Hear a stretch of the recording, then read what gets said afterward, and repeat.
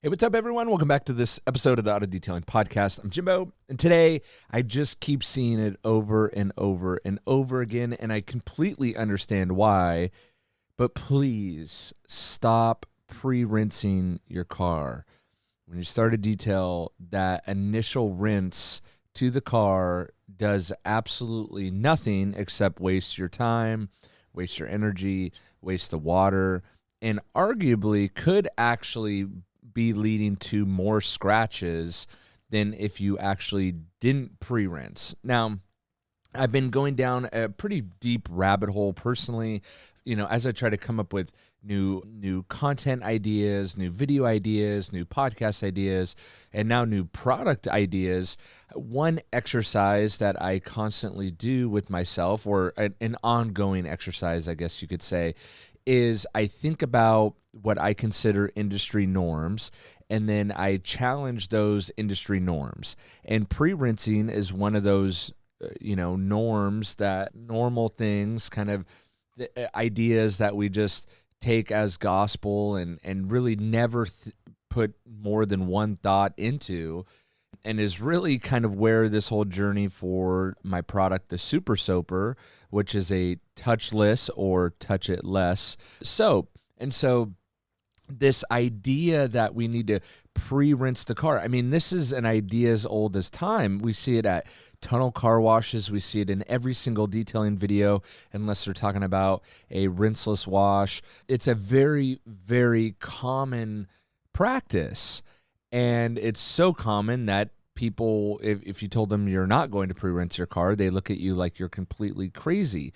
Before we go on with the video, I just wanted to remind you that all the Jimbo's detailing line of products are available now and on Amazon as well. And if you head over to jimbosdetailing.com and use code FIRST, I'm going to throw in one of these massive drying towels absolutely for free, a $30 value. So head over and click the link below or purchase on Amazon. But that is the exercise, at least for me, in and of itself, is these things that people and we all take as just how you do things.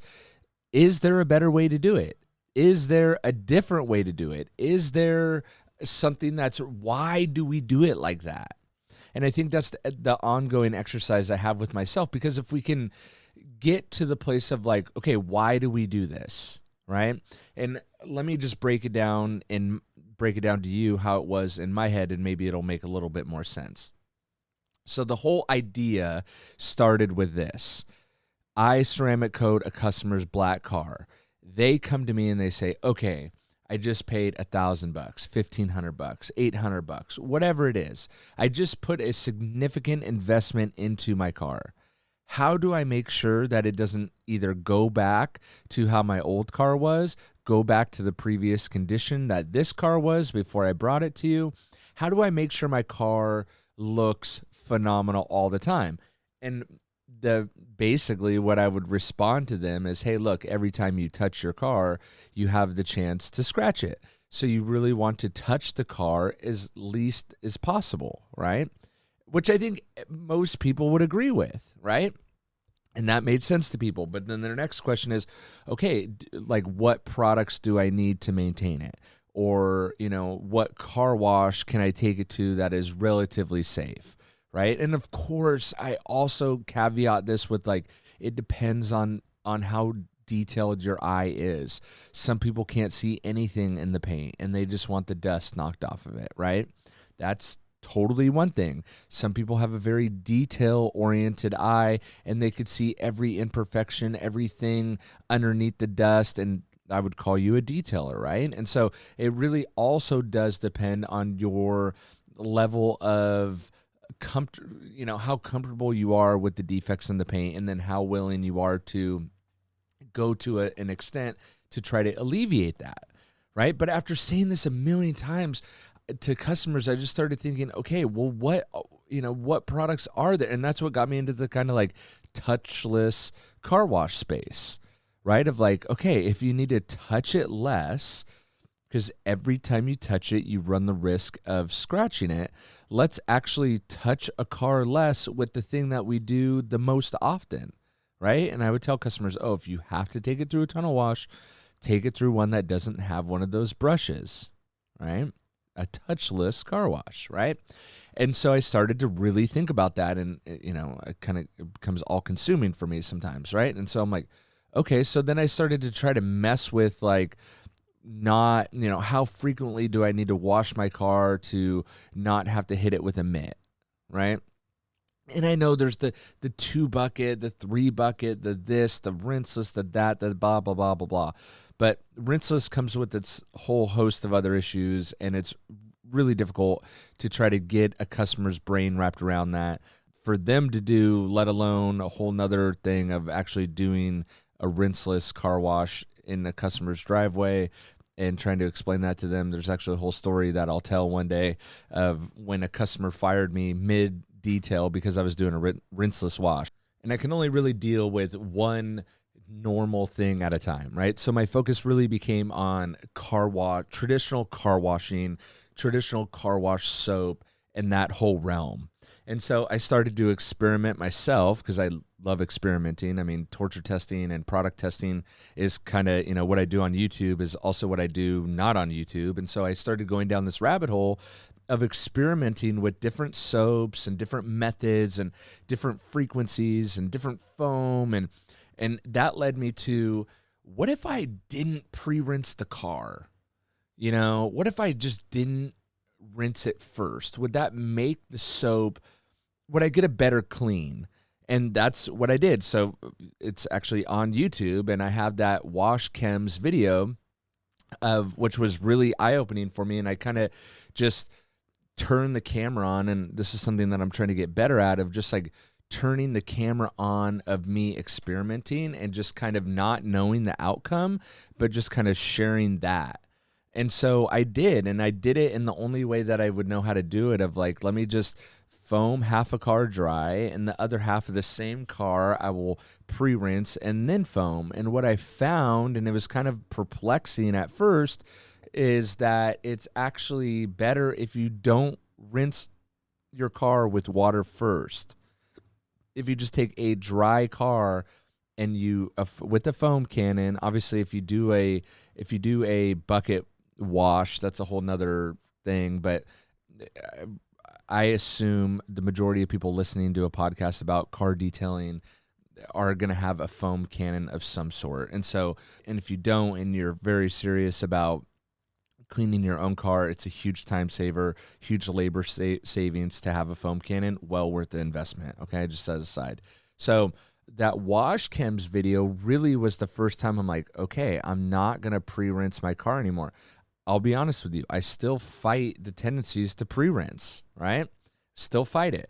But what I found is that the foam, when you pre-rinse with water, you leave too much water on the surface, and then you are diluting the foam and the actives in the foam by having water on the surface. So here's also, contrary to popular belief, water does dilute the pH, and water does dilute the effectiveness of a soap. I know this, and this is what frustrates me when people try to, say bad things about my own products, and they're just clearly wrong. Not clearly wrong because they don't like the product. That's not something I can control, but clearly wrong with their explanation of the product and what it does. Saying stuff like water doesn't change the pH of a solution, which is just crazy that someone would say that, and then it people believe it, right? And so, but here's what's happening. When you have water on the surface, and then you're foaming the car, your soap is not only diluted down in the foam cannon, but then based upon the flow of water flowing through your hose and again through the foam cannon to get it onto the car, you're diluting that foam again. And then you have water on the surface, which is then again diluting the solution even more. So the idea, and this is where I think, US-based detailers can learn a lot from, detailers across the pond with the pre-rinse method that we haven't really fully adopted here yet in the States. That pre-rinse, or that pre-soak, rather, not pre-rinse, sorry. Pre-soak is a very valuable step. And so if by pre-rinsing, sorry to get myself confused, by pre-rinsing, you're heavily diluting the solution on the surface, which is giving you a suboptimal result. So don't do it. That is a 10-minute explanation to not pre-rinse your car. And when I see someone pre-rinsing their car now, I go, man, it's almost like, don't you know there's like an iron remover out? Don't you know there's, you don't have to wax your car by hand anymore. There's machines for that. It seems so old school, like, oh, you're still pre-rinsing? Like, why are you doing that? You don't need to do that. It's actually backwards. It's actually, I know it seems counterintuitive to not pre-rinse, but you're actually getting a worse result by pre-rinsing. Now, I will say, so you can pre-soak if you need to pre-soak with a pump sprayer or something like that. If the car's really, really dirty, I would go to a pre-soak, either in a pump sprayer, or this is what is so unique about the Super Soaper, my soap, obviously, is that it can be used as a pre-soak because it is a higher pH in its concentrated form and does get diluted down with water. So you can, it's a pH, I think 11 or 12 in its concentrated form. You can take 4 ounces of that, mix it with water, not in a foam cannon. Maybe, if you're going to do a pump spray, I'd probably do like 1 ounce or 2 ounce or something like that. I probably wouldn't do 4 ounces in a pump sprayer unless your car is really bad. But take an ounce or 2. The pH is still going to be above neutral, so you're probably still going to be at about a 10 or 11. And you can use that as a pre-soak, and then you can have 4 ounces of soap in a foam cannon, which is going to bring the pH to 8.5 when the foam is hitting the surface of the car. That's important because that means it's safe for waxes and sealants and coatings and plastics and sensitive areas around the car, unlike all these other touchless washes that are really, really high pH, even when they're hitting the surface of the car. And so that is what is truly unique about the soap, the Super Soaper soap, which I'll link below, is that you can have it one product, dilute it down a couple different ways depending upon what your needs are, and have a really effective pre-soak and maintenance soap all in one product. And it all stems from this idea of just questioning industry norms, of processes, of things we've always done. And because I remember back when I first started my detailing business, the things I heard all the time, and I just always remember it being so wrong, of people saying, well, we do it like that because we've always done it like that. And I remember thinking, never, ever say that. Like, never say that. Well, we do it this way because we've always done it like that. And now being in, running my own business for 16 years, I know the trap of that too, of like, well, this is just how I do it. This is the right way. This is how I've always done it. But that's why I run that constant exercise with myself of like, just because it's the way that you've always done it doesn't necessarily mean it's the right way. And it doesn't necessarily mean that technology hasn't advanced past that. And so that's where I think it's a few people get confused with my product specifically when I release something like the Super Soaper, is it's a very technologically advanced formula that is so simple to use. People have never seen that before, and they don't know how to wrap their head around that. I think that's also what people have a hard time with, some people, not a lot, with tough as shell. How can something so easy to apply also be so durable? It doesn't make any sense. And if it doesn't make sense in my head, it can't be true. How can something work easier than a detail spray and be more durable than some wipe-on ceramics? It just doesn't make sense in my head. But that is the reason behind why I started jimbosdetailing.com, is to show you that these things are possible. And it's one thing to sit behind a microphone and talk about it. And, and I get a lot of heat because I'm hard on a lot of brands, right? I was hard on a lot of brands at SEMA for just adding a plus to their, new technology and calling them out and saying, hey, it's not new technology. It's not. But without an outlet to show you what is possible, I'm just a talking head. And so with Jimbos, it goes beyond just a talking head to prove to you that there are new innovations, there are new technologies in liquids, in chemicals, and it's possible to do it. It's just very hard to do it. And then even once you do it, then it's hard because people don't understand it, right? I am very fortunate that my following and listeners and those of you listening are incredibly loyal and get it. And I get messages every day of like, wow, this stuff is so awesome. It saves so much time. And the Super Soaper is exactly that. I have a client coming in this week to get their brand new car, black car. It's actually not black. It's a dark gray. It's ceramic coated, and they're going to maintain it with all Jimbo's products because they've already bought it. And they're so excited to use the Super Soaper because it's so easy. And it's going to, with their car ceramic coated, they're literally not going to have to touch their car hardly at all. They're not going to have to do a bucket wash. They're not going to have to go through all this rigmarole of wash mitts and wash pads and brushes and all that. It's just foam the car, let the soap dwell and do its work, rinse it off, maintain with toughest shell, and move on with your day. Put a little all dressed up on the tires, and move on with your day. It's going to have Gloss Boss, toughest shell, all dressed up on the tires, maintained with the Super Soaper.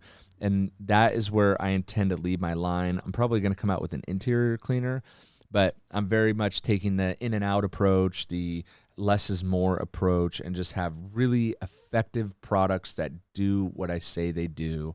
And the claims on the bottles match the product inside. So if you want to check those out, you could go to jimbosdetailing.com. You can use code podcast to get free shipping.